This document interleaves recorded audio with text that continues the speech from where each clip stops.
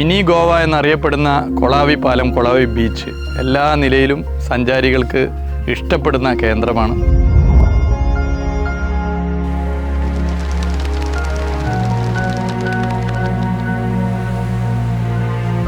ഇതിനെ കൂടുതൽ വികസിപ്പിക്കാനാണ് ഞങ്ങൾ ഉദ്ദേശിക്കുന്നത്.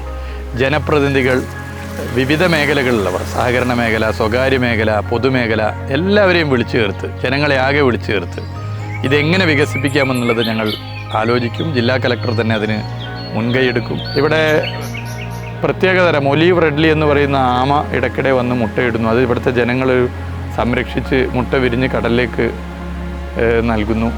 അത് എല്ലാ നിലയിലും പ്രസിദ്ധമാണ്.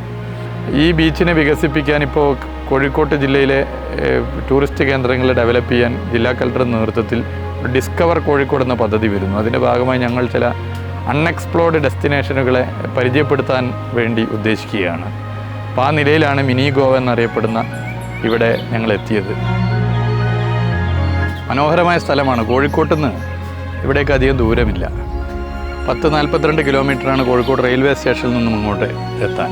വടകര റെയിൽവേ സ്റ്റേഷൻ അത്രയുമില്ല, 8 കിലോമീറ്റർ കഷ്ടിയുള്ളൂ.